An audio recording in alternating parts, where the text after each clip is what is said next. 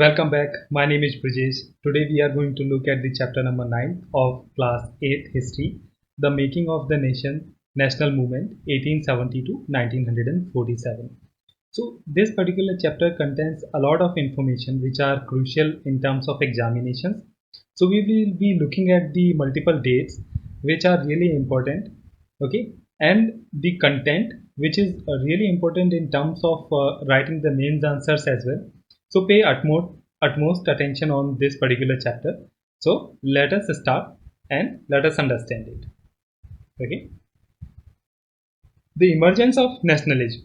So how the nationalism emerged? So British were exercising control over the resources of India and the lives of its people, and until his control was ended, India could not be for Indians. So we have already seen that how in 1857 the revolt emerged and the different communities and people came together opposing the British rule. Okay, but at that time also there was no concept of India. How India as a concept emerged is also an interesting story, because by the time when the Indians, the people who were living in this particular subcontinent, started feeling that British are very bad in terms of ruling, okay, and the earlier powers which were ruling, such as the kings and kingdom, they were also not good. But somehow the new concept of the Indian nation got developed with the emergence of the new political parties such as the Indian National Congress. When they came into the existence after learning a lot of things, which we see that the contribution of the Britishers also been played a very big role, because what they did, they educated the middle class of the India, and hence these middle class who got educated were able to understand the different uh, type of revolts which were happening in the different part of the world. They understood that as a one single unit they need to come together, okay, and they will need to oppose the rule of Britishers. Hence this particular concept of India came into the existence. So now we will understand this particular entire chapter, okay, that how this particular movement got developed. So these were led by the English educated professionals such as the lawyers. The most important ones were the Pune Sarvajanik Sabha, the Indian Association, and the Madras Mahajan Sabha, Bombay Presidency Association, and of course, the Indian National Congress. So these were the prominent organizations which were contributing. Okay, they were making their contribution in terms of making aware to the people. Okay, so at the left hand side here, an information has been provided that the term sovereign, what it belongs to, the capacity to act independently without the outside interference, is called as sovereign. Okay, someone who could make their own decision without the interference from the outers. Okay, so they worked with the idea that the people should be sovereign, a modern consciousness and a key feature of the nationalism. So here they have provided some more information and the elaborate definition of the sovereign, that it is a modern consciousness and a key feature of the nationalism. Okay, in the other word, they believed that the people who were getting organized, or these organizations, okay, who were coming together, so they believed that the Indian people should be empowered to take decisions regarding their affairs, because earlier what was happening, that the Britishers were controlling each and everything. So now they wanted these people, the common people, or the people who were trying to get indulged into the political affairs of the British India. Okay, so they want them to take more work on their shoulder, and they should be able to take the decision for their own people. So this was the basic thought. The Arms Act was passed in 1800 and 1780, So here this particular information really important. Arms Act, when it passed in 1878. This allowed the Indians from passing the or possessing the arms. So the purpose of the Arms Act was that no Indian can possess any arms, because these Britishers had already have to face 1857 revolt, and now they did not want to face any type of revolt or these type of powers to come again. Okay, and for that these the arms and armaments were really important. Hence what they did, they passed this particular act so that nobody could have the arms. Okay. In the same year, Vernacular Press Act was also enacted in the effort to silence those who were critical of the government. So now here two information has been provided. One about the Arms Act, which was passed in 1878. Second provided information is about the Vernacular Press Act, which was also enacted in the same year. And the effort was to silence the voice of the people who were the intellectual people who were able to read and understand. Okay. So what the people and the different organizations were doing, they were printing the different pamphlets and providing the information that how these Britishers are not good for the Indian rule, and the people of India should take care of their own affairs. Hence, just to suppress the voice of Indians, the Vernacular Press Act was passed. Act allowed the government to confiscate the assets of the newspaper, including their printing press, if newspaper published anything that was found objectionable. So this was the power of this particular Vernacular Press Act. Okay, so the equipments could be confiscated if any objectionable content has been found or written by any person. In 1883, there was a furore over the attempt by the government to introduce the Ilbert Bill. So another important information has been provided that what was happening in 1883, Ilbert Bill has been passed, okay, and it created some sort of furore. Why? This information has also been provided. The bill provided for a trial of British or European person by Indians and sought equality between British and Indian judges in the country. So what was the purpose of the Ilbert Bill? So here the purpose has been elaborated that it sought the equality between the British and Indian judges in the country. Okay, so in case if you come across any question related to this particular bill, that what was the purpose of this particular bill, then the purpose was that it sought the equality between the British and Indian judges in the country. Okay, it provided the trial of British or European person by Indians, so Indian judges can also do the trial of these Britishers or European persons, but it was opposed. Why? Because British never wanted this particular power to be delivered to in the hands of Indians. But when white opposition forced the government to withdraw the bill, Indians were enraged. The event highlighted the racial attitude of the British in India. It is very much clear because they never wanted to provide this particular power to the Indians, because they understood if this particular power has been provided to Indians, then it was very much possible that the arbitrary decisions of the Britishers would be curtailed and their power would be limited, and hence they were apprehensive of all these type of things and they opposed it. The Indian National Congress was established when 72 delegates from all over country met at Bombay in December 1885. So remember that when the Indian National Congress was established, it was established in 1885. Okay, and the total number of delegates was initially 72 delegates. Remember this. So a retired British officials, A.O. Hume, also played an important part in bringing the Indians from the various regions together. Okay, so they remember this particular name is this A.O. Hume, this particular name as well, that who was the British person who contributed in the establishment of the Indian National Congress. It was A.O. Hume. Remember this. At the right hand side here, an image has been shown of Dadabhai Naoroji, a very prominent personality in the Indian history. His book Poverty and Un-British Rule in India offered a scathing criticism of the economic impact of the British rule. Okay, so remember this particular book's name, Poverty and Un-British Rule in India. Okay, it was written by whom? It was written by Dadabhai Naoroji. A Nation in the Making, providing some very good information. It has often been said that the Congress in the first 20 years was moderate in its objective and methods. So first 20 years, it was established in 1885 till 1905. It was considered to be dominated by the moderates. Okay, so there were two parts, the moderates, and later on we will see the other party as well. So during this particular period, it demanded a greater voice for Indians in the government and in administration. So they demanded that the Indians should be given a role in the Indian government and in the administration as well. It wanted the legislative council to be made more representative, given more power, introduced in the provinces were not non-existent, and it demanded that the Indians be placed in high position in government. For this purpose, it called for the civil services examination to be held in India as well as not just in London.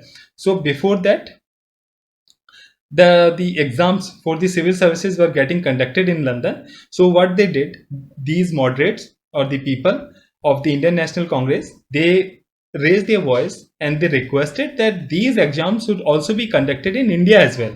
Okay, and a lot of things and a lot of requests were made that how the Indians could also be contributed in the governance of the Indian affairs. Okay, so this was the basic request, or this was the basic methodology, and they raise an important question as well. Okay, since the British officers were sending a major part of their large salaries home, Indianization, it was hoped, would also reduce the drain of wealth to England. So this was also the one of the purposes behind making the civil services examination to be conducted in India, because all those people who will be selected would be Indians, and hence the amount or the salaries getting paid from the Indian accounts would remain in India. It would not be transferred to the England. This was the basic purpose also. So other demands included the separation of the judiciary from the executive and the repeal of the Arms Act and the freedom of speech and expression. So understand the contribution of the moderates as well, that they were raising the important question. They were demanding the part or the contribution in the administration affair of the Indian. Okay, so the Britishers which were ruling and Britishers holding the utmost powers. So what they did, that the Indian should also be the part of the India, the affairs of the India. Okay, and the exam should also be conducted in India. Okay, so that not only the range which is happening in terms of salaries. Okay, and they also raised their voice to repeal the law of the Arms Act and also for the freedom of speech and expression, so that the people can raise their voice without any fear. The early Congress also raised a number of economic issues. British rule had led to poverty and famine, so this was their opinion. Increase in the land revenue also created the problem. It was also deliberated or provided the information to these British officials that how they were not only draining the amount or the money from India, but also because of the harsh rules, the famines were occurring, and instead of that, the continuous famines were occurring, but they never reduced their land revenues, because the primary purpose of the Britishers was to get the revenue. The Congress demanded reducing the revenue, cut in the military expenditure, and more funds for the irrigation. So these were the important demands for the irrigation, for the military expenditure. The military expenditure should be reduced. Okay, and funds for the irrigation should be provided. It passed many resolutions for the salt tax, treatment of Indian laborers abroad, and suffering of forest dwellers. All this showed that despite being a body of educated elite, the Congress did not talk only on the behalf of professional groups, jamidars or industrialists. Okay, so there were, though these people were the educated elite, but they raised the questions which were belonging or were related to the people who were coming from the lower strata.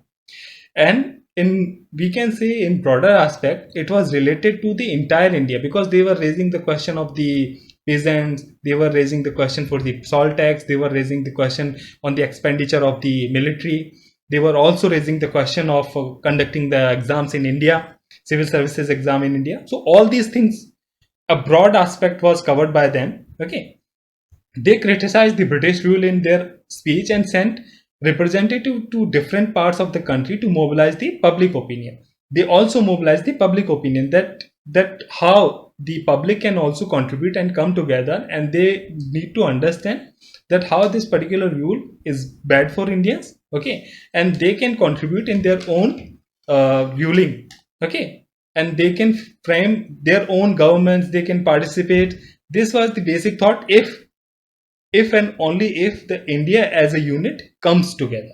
Okay, in Bengal, freedom is our birthright. So we will understand that who said this particular line. In Bengal, Maharashtra and Punjab, leaders such as the Bipin Chandra Pal, Bal Gangadhar Tilak and Lala Lajpat Rai were being explored more radical objectives and methods. They criticized the moderate for their politics of prayers.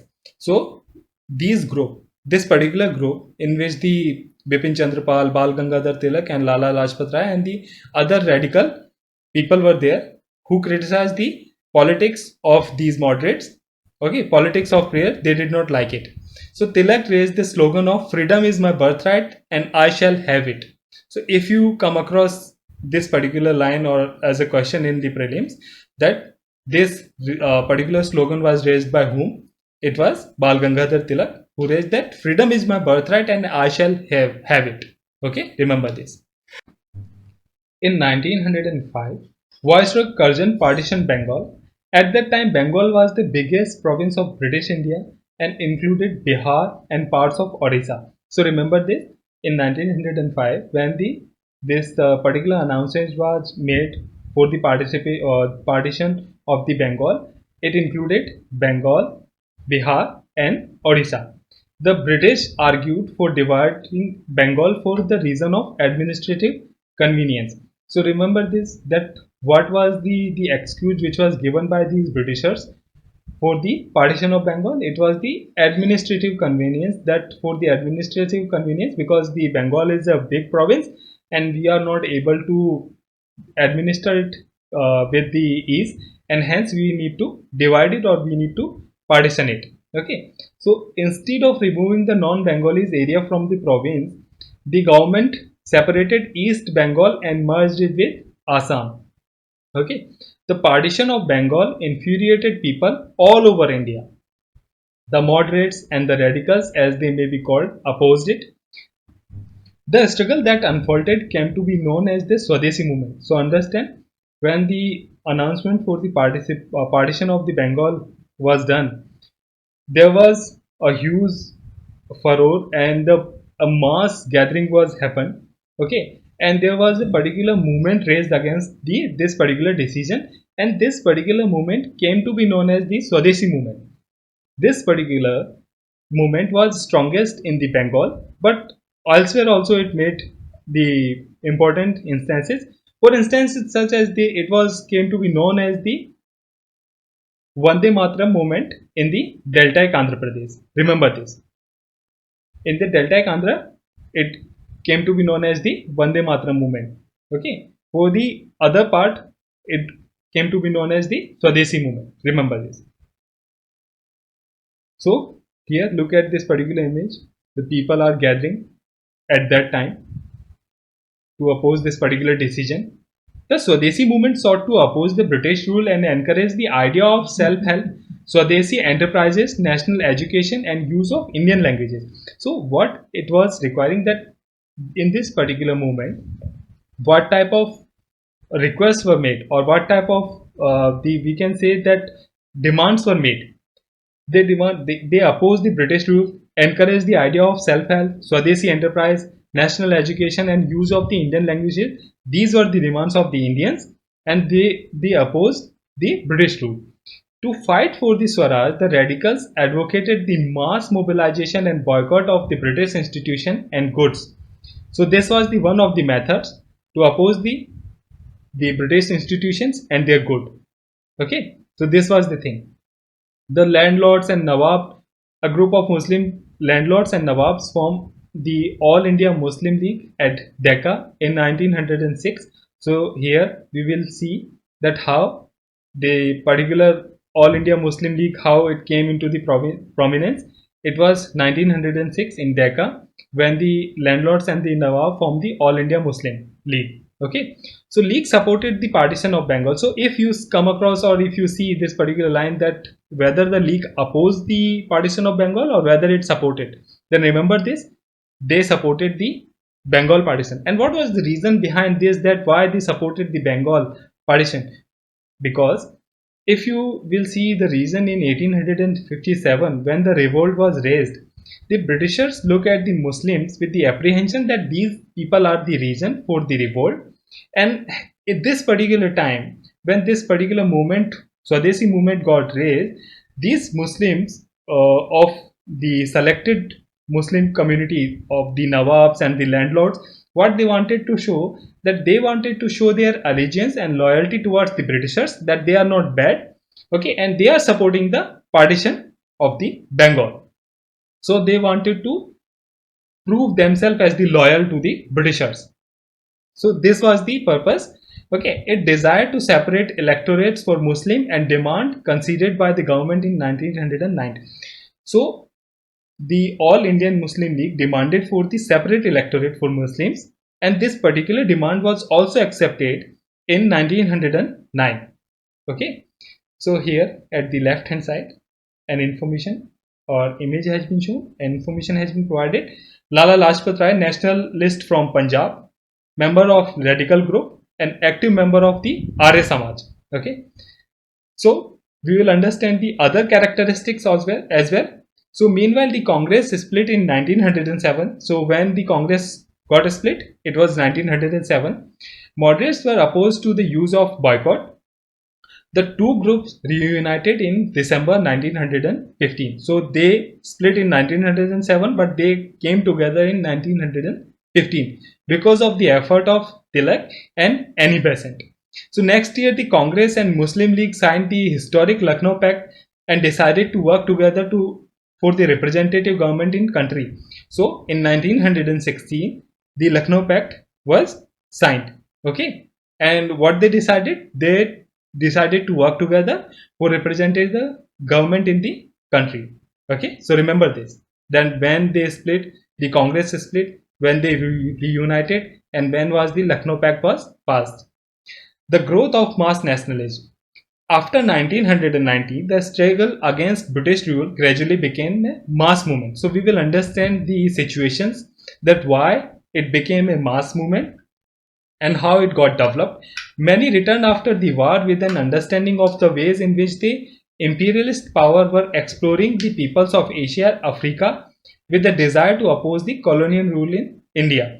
So from which war it is referring? It is referring to the First World War. Okay, because a huge number of the Indians participated in the First World War because of the British rules, and the British imposed their decision of participating in the World War, and hence these Indians had to participate as the British Army. So many returned after the war with an understanding of the ways in which imperialist power were exploiting the people of Asia and Africa with a desire to oppose the colonial rule in India. In 1970, there was a revolution in Russia. News about peasants and workers' struggles and ideas of socialism circulated widely, inspiring the Indian nationals. So understand that the nationalism which was getting developed in India, it was the result of the multiple reasons, and one of them was that the revolution in the different part of the world, and one part of the world was the Russia, where such type of revolution happened in 1907. So the people who were participating in the world war, they also looked at this particular war. Okay, they participated in the war, and they got the understanding of the different type of strategies.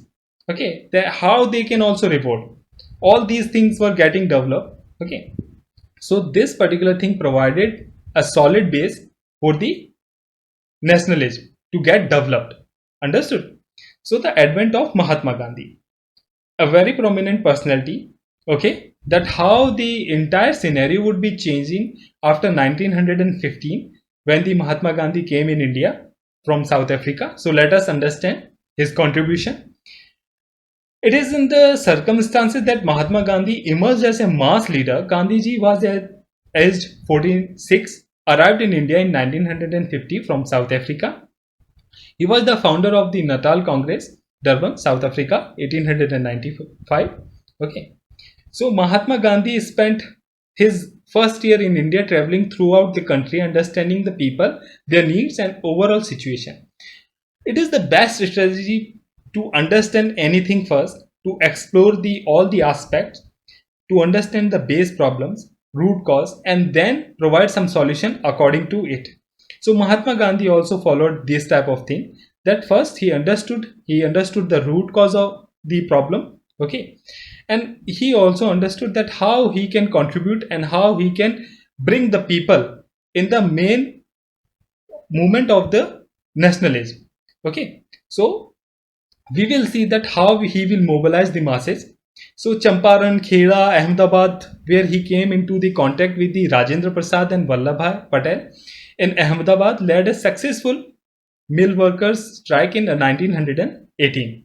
Okay, so Rowlatt Satyagraha, what it was? In 1919, Gandhiji gave a call for a satyagraha against the Rowlatt Act that the British had just passed. In which year the Rowlatt Act was passed? It was 1919.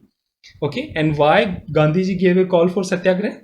Let us understand. The act curbed the fundamental rights such as the freedom of expression and strengthened the police powers. So this was the particular powers of this particular act. Mahatma Gandhi, Muhammad Ali Jinnah and others felt that the government had no right to restrict people's basic freedom of the speech and freedom. Okay, they criticized the act as the devilish and tyrannical. Gandhiji asked the Indian people to observe 6th April 1990. This particular date. I am referring to this particular date here. Remember, 6th April 1990 as a day of non-violent opposition to this act. So what was the day selected for the opposition of the Rowlatt Act? It was 6th April 1990. Okay, a day of humiliation and prayer. Hartal, Satyagraha Sabhas were set up to launch the movement. So different type of activities getting done. Satyagraha Sabhas were launched, humiliation and prayers were called, the Hartals were getting done. Okay, so all these activities getting done. Okay, the call was made. The Rowlatt Satyagraha turned out to be the first all India struggle against the British government, although it was largely restricted to the cities. It was largely restricted to cities, but though it was the first all India struggles against the British government. So remember this. In April 1919, there were a number of demonstrations and hartals in country, and the government used brutal measures to suppress them. So remember this, that government, whenever government was coming across these type of hartals and the movements, what they were doing, they were curtailing or they were suppressing these revolts in a very brutal manner. Okay, so remember this. So Jallianwala Bagh atrocities inflicted by General Dyer in Amritsar on Baisakhi Day, it was 13 April. So who did it? Inflicted by General Dyer. Where? In Amritsar. On what day? Baisakhi Day, 13th April. So remember this. Were a part of this repression, and Rabindranath Tagore expressed the pain and anger of the country by renouncing his knighthood. Okay, so who gave the particular knighthood, who renounced this particular title of knight? Rabindranath Tagore, by expressing the pain and anger, he renounced the knighthood. Okay, so remember this. Hindus and Muslims were united. So in this particular act, they united together and they opposed the British rule. Now let us see the Khalifa, agitation and the non-cooperation movement. The Khalifa issue was one such cause. In 1920, the British imposed a harsh treaty on the Turkish Sultan of Khalifa. So remember this, that why this particular act was happening, okay, and how it impacted the people of India. So Indian Muslims were keen that the Khalifa be allowed to retain the control over Muslim sacred place in erstwhile Ottoman Empire. The leaders of Khalifa agitation, Muhammad Ali and Shaukat Ali, now wished to initiate a full-fledged non-cooperation movement. Gandhiji supported their call and urged the Congress to campaign against Punjab wrongs, Jallianwala massacre and the Khilafat wrong, and demanded Swaraj.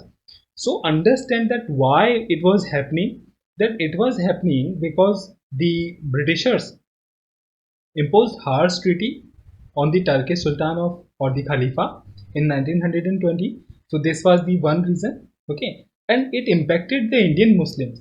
So why Gandhiji was interested and why he also took participation and he launched this particular movement. So it was the basic purpose behind this was that he wanted to have the unity of Hindus and Muslims and the other community to come together, and they will provide a momentum to this particular movement, and this would be the largest or biggest mass gathering. So this was the basic purpose, so that people could feel to get to united, and hence only the unit, or we can say the Indians would be able to realize that the term the India. So this modern concept would be able to convey them that how they can come together and they can make the call this particular land known as India to be freed from the grasp of these British rule. Okay, so remember this. So the non-cooperation movement gained momentum through 1921 and 22. A student left government, and the many lawyers such as Motilal Nehru, C.R. Das, C. Rajgopalachari, and Ashraf Ali gave their practices. So the British titles were surrendered, legislatures were also boycotted, people lit public bonfires of foreign clothes, and the import of foreign clothes fell drastically between 1920 to 22. So we have already seen that in this particular Khilafat agitation, the Gandhiji supported the call to urge the Congress to campaign against the Punjab wrong, which was Jallianwala massacre, and the Khilafat wrong, and demanded the Swaraj. So Swaraj was also demanded in this particular moment. Okay, and he raised the voice and said that the student can left the government, the all the institution, and all those people who are working can leave their jobs. Okay, so there was the public movement that they burned the clothes and the bonfire of the foreign clothes. So it was the method of opposing the British rule. Okay, so people's initiative. What type of initiatives were taken? In Kheda, Gujarat, Patidar peasants organized non-violent campaign against the high land revenue demand of the British. Okay, so in Kheda, this particular Gujarat, Patidar peasants organized non-violent campaigns. Okay, because the basic ideology of Mahatma Gandhi was ahimsa. Hence, he was never in the support of the bloodshed or any movement which is too radical to handle. So he was always in the support of ahimsa. Hence, these were the non-violent campaigns. In coastal Andhra Pradesh, interior Tamil Nadu, liquor shops were picketed. In the Guntur district of Andhra Pradesh, tribal and the poor peasants stacked a number of forest satyagrahas and sometimes sending their cattle into forests without paying the grazing fee. So understand that these Britishers were also charging the grazing fee. Okay, so these people who were living in the tribal areas, they sent their cattle in the forest without paying the grazing fee. So it was the power of the Mahatma Gandhi, and because of his movement, they believed that Gandhiji would get their taxes to be reduced and have the forest regulation to be abolished. So this was the popularity of Mahatma Gandhi by 1920 and 22. In Sindh, now in Pakistan, Muslim traders and the peasants were very enthusiastic about the Khilafat call. In Bengal too, Khilafat Non-Cooperation Alliance gave enormous communal unity and strength. Okay, so all this story, this particular part will give you at the basic and the base to understand that how the political unity were coming in the people, in the minds of the people, and they were able to understand that why Mahatma Gandhi was doing this and how he was so successful in bringing the masses together in all these moments, which he will not only have launched but will launch in the future as well. Okay, so in Punjab, the Akali agitation of the Sikh sought to remove the corrupt Mahants supported by the British from their Gurudwaras. In Assam, tea garden laborers shouting Gandhi Maharaj ki jai demanded a big increase in their wages. So this also gave the power to the people who were working as the laborers and the lower strata of the Indian subcontinent. it provided some sort of the confidence that now they can raise their voice and their voice will be heard. So this was the magic of the Mahatma Gandhi. Interestingly, in the Assam, Vaishnav songs of the period that reference to Lord Krishna was substituted by Gandhi Raja. So understand the importance and the magic and the power of Mahatma Gandhi, that how charismatic he was. Okay, the People's Mahatma. Peasants of Pratapgarh in United Province, now Uttar Pradesh, managed to stop illegal eviction of the tenants, but they felt it was Gandhiji who had won this demand for them. Okay, so look at all these stories and understand the gravity and the power of the movements raised by the Mahatma Gandhi. The happenings of the 1922 to 29, Mahatma Gandhi abruptly called off the non-cooperation movement when in February 1922 a crowd of peasants set fire to a police station in Chauri Chaura. 22 policemen were killed on that day. The peasants were provoked because the police had fired on their peaceful demonstration.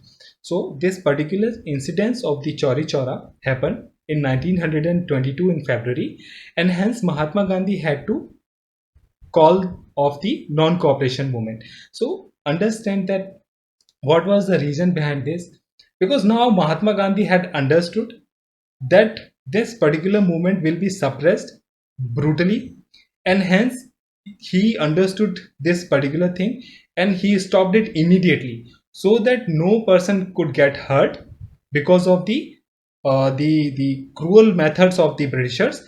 And other way was that another aspect of this particular story is that Mahatma Gandhi was also hurt in a way that the people were not able to understand the non-violence methodology as of now, because they set this particular station on fire and 22 policemen were killed. And in all the means, Mahatma Gandhi was opposed the ahimsa, or he was opposed this type of bloodshed, because he was the staunch supporter of the ahimsa. Okay, so in no way he could support such type of radical movement by these people. So this was the another part of the story. So once the non-cooperation movement was over, Gandhiji's followers stressed that the Congress must undertake the constructive work in the rural areas. So Chittaranjan Das, Motilal Nehru argued that the party should fight elections to the council and enter them in the order to influence the government policies. So understand, once the moment has been taken away or has been called off, so what was the way of the Indian National Congress, what were the methods were remaining to the Congress, that by that way that they can engage the masses? So there was only one way, that the constructive work should be taken so that people would be mobilized and people would be enthusiastic, and they have this confidence that still this particular fire which has been burned, or the knowledge which has been provided, the political strength which has been given to them will be continued. Hence, along with the constructive work, these people such as the Chittaranjan Das, Motilal Nehru, they wanted to have the participation in the government policies as well. So they thought of fighting the elections so that there should be some presence of Indians in the administration as well. So remember this. Through the sincere social work in the villages in 1920, Gandhians were able to extend their support base. This proved to be very useful in launching the civil disobedience movement in 1930. So earlier we have seen non-cooperation movement. Okay, now we are seeing this, that in 1930 there will be civil disobedience, the civil disobedience movement in 1930. So here image has been shown of Chittaranjan Das. Okay, so the revolutionary nationalist such as Bhagat Singh too was active in this particular period. So we will see the story of Bhagat Singh as well. So in 1927, British government in England decided to send a commission headed by Lord Simon to India to decide Indian political future. So the commission had no Indian representative. The decision created outrage in India. All political groups decided to boycott the commission. When the commission arrived, it was met with the demonstration with banners saying Simon go back. Okay, so why this particular we can say the commission was sent? The purpose was it has been provided in this particular line that in 1927 the British government in England decided to send the commission headed by Lord Simon to decide the India's political future.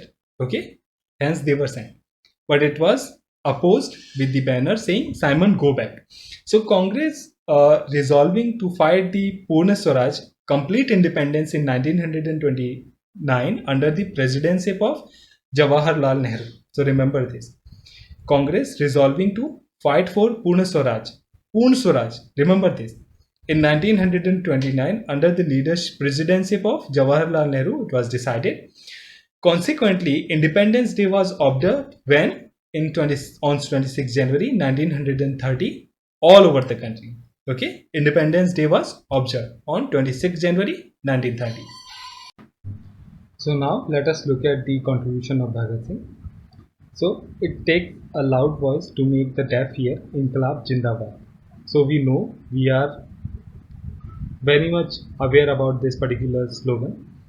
To fight against the colonial rule, the people or these revolutionary founded the Hindustan Socialist Republican Association, which is also known as HSRA, in 1928 at Firoz Shah Kotla in Delhi. On 17 December 1928, Bhagat Singh Azad Rajguru assassinated Saunders, a police officer who was involved in the lathi charge that had caused the death of Lala Rajpat Rai. So this was the protest was going on, and Lala Rajpat Rai and the other people who were came together to oppose the Simon Commission. Okay, so we just have seen that how people were coming together and they were raising the voice against the Simon Commission. In that particular incident, Saunders gave the instruction for the lathi charge, and in that particular lathi charge, Lala Lajpat Rai got injured and he succumbed to his injuries. Okay, and ultimately he died. So what was happening that on 17 December 1928, Bhagat Singh, Azad and Rajguru assassinated that particular person or the officer who gave the instructions. His name was Saunders. So remember this particular incident. On April 8, 1929, Bhagat Singh and Batukeshwar Dutt throw a bomb in the Central Legislative Assembly. The aim as there that left it, they explained, was not to kill but to make the deaf hear and to remind that the foreign government of its scholars exploitation.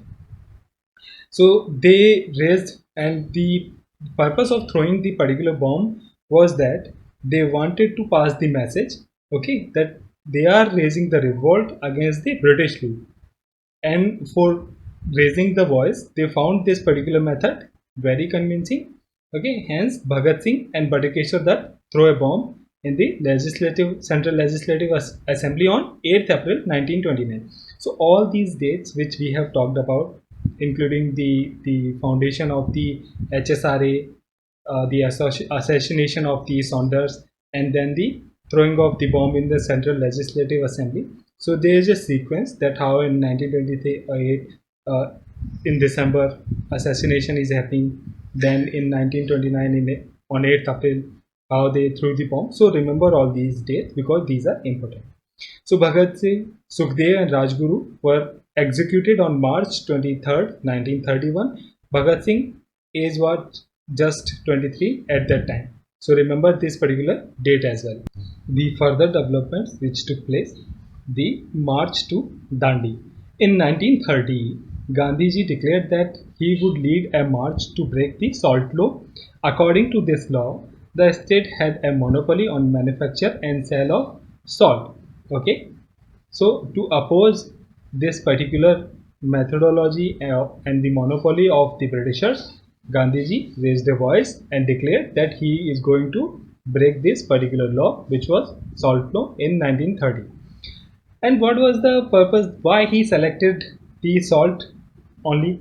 Because salt is something which is related to each and every Indian. It is a part of their daily diet, Okay, and this was the sole purpose which can connect all the people who are related, okay, with the, and this was the method that Gandhiji could bring all the people of the different community, different sections, different state, they can come together on the matter of salt, because this was a particular thread which can bring all these people, okay, and this was the common purpose. This was a symbolic reason that he took this particular matter in his hand, so that all the people could feel that these people are all connected from bottom to the highest ranking person. Okay, no matter a person is poor or no matter a person is super rich, they all are using salt. So he took this particular matter as a single thread which will be utilized to bring all these people together. Remember this. So the salt march related the general desire of the freedom to specific grievances shared by everybody, and thus did not divide the rich and the poor, which we have already understood. Gandhiji and his followers marched for the 240 miles from Sabarmati to coastal town to Dandi. So remember this, from where it started and where it ended. So it started from Sabarmati to coastal town of Dandi, where they broke the government law by gathering natural salt found on the seashore and boiling the seawater to produce salt. Okay, so here this particular, we are going to read this particular paragraph or these lines. Mahatma Gandhi breaking the salt law by picking up the lump of natural salt. This particular image which has been shown here, that Mahatma Gandhi is collecting the salt. Okay, so it was done on 6th April 1930. So remember this. So what was the contribution of women in the struggle? So Ambabai from Karnataka, information has been provided for a particular person. Both British officials and Indian nationalists felt that the women's participation gave the nationalist struggle an immense force. It could pave the way for equality with men. So in that time, which we have already seen that just somewhere around 100 years before, that Raja Ram Mohan Rai and Ishwar Chandra Vidyasagar and the other prominent figures of the Indian history, they were raising the voice for the contribution and inclusion of the women in the mainstream. And this particular moment when Mahatma Gandhi came in the political arena, what he did, that he included all the women who could come together, and they provided a solid, we can say a base, okay, a confidence to the nationalist movement. Okay, so in 1930 also we see a huge participation of women. Okay, so Ambabai of Karnataka, she picketed foreign clothes and liquor shops in Udupi. She was arrested. Between prison terms, she made speeches, taught spinning, and organized Prabhat fairies. So she was also contributing while she was in the prison. Sarojini Naidu had to persuade him to allow women to join the movement. So who was the person who persuaded Mahatma Gandhi to allow the women to take part in this particular movement? It was Sarojini Naidu. Remember this. Peasants, tribals, and women participated in large numbers, because we understand that this was the matter of common concern, and salt was something which was related to everybody. Okay, so these people, whether it was tribes or whether somebody who is coming from a very rich background, they all contributed. The combined struggle of Indian people bore fruit when the Government of India Act 1935 prescribed provincial autonomy, and the government announced election to the provincial legislature in 1937. The Congress formed the governments in 7 out of 11 provinces. Okay, so remember this. And in September 1939, what happened? That after 2 years of the Congress rule in the provinces, the Second World War broke out. So critical of the support of the Hitler, Congress leaders were ready to support the British war efforts. Okay, so the Congress leaders were not in the support of the Hitler, okay, and they supported the British war efforts. But in return, what they wanted the Indian to be granted independence after the war, and the British refused to concede the demand. The Congress ministries resigned in the protest. So the Congress people, what they demanded, that we will be helping you in your war efforts, but in exchange what we want, that we want the independence after the war. But this particular request was denied by the Britishers. Okay, hence in the protest, what they did, the all the ministers and the ministries, they resigned in the protest. Okay, and at the left hand side we will look at a very important information about Sarojini Naidu. So an image also has been depicted of Sarojini Naidu with Mahatma Gandhi. Sarojini Naidu with Mahatma Gandhi at Paris 1931. She was the first Indian woman to become the president of Indian National Congress in 1925. So these questions sometimes come very straightforward way. So remember this, that she became the president in 1925 of the Indian National Congress. Okay, so here information of Veer Lakhan Nayak were also provided, that Baji Muhammad, president of the Nabarangpur Congress, Odisha in 1930s. Okay, so August 25, 1942, 19 people died on the spot in police firing in the February in Nabarangpur. Many died there after from their wounds, and somewhere around 300 got injured. More than thousands were jailed in Koraput district. Several were shot or executed. So Veer Lakhan Nayak was one of those, a legendary tribal leader who defied the British and was hanged. So this is the information, because these type of question may not be asked in the UPSC, but may appear in the UPPCS and the other state examinations. Okay, so who was the person, or the Veer Lakhan Nayak? So remember this. So what is the meaning of provincial autonomy? Capacity of the province to make the relatively independent decisions while remaining within the federation. So this is called as the provincial autonomy. Okay, let us move ahead. Quit India and later. What was happening after it? Mahatma Gandhi decided to initiate a new phase of movement against the British in the middle of the Second World War. The British must quit India immediately, he told them. To the people, he said, do or die in your effort to fight the British, but you must fight non-violently. So remember this, that Mahatma Gandhi once again raised his voice, and what he says, that the British must quit the India. Okay, immediately, and for that, what he told to the people, that do or die, but you must fight non-violently. So because he was following the ahimsa, the path of ahimsa, so this was the basic doctrine of Mahatma Gandhi. So in many areas of the people set up their own governments as well in this particular movement, which initiated by Mahatma Gandhi. So Gandhiji and the other leaders were jailed at once, but movement spread. Okay, so it specifically attracted peasants, youth who gave up their study to join it. Communications and symbol of state authorities were attacked all over the country. So this was the influence of the Mahatma Gandhi, and because of him, the mass movement could happen. A very crucial information has been provided about the Subhash Chandra Bose. So let us look at this particular information. What is it? So an image of Netaji has been provided here.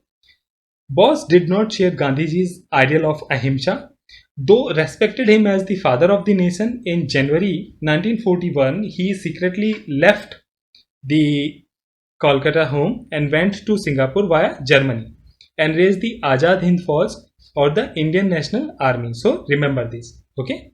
So what was happening, that he in 1941 he just left from India and raised the Azad Hind Force.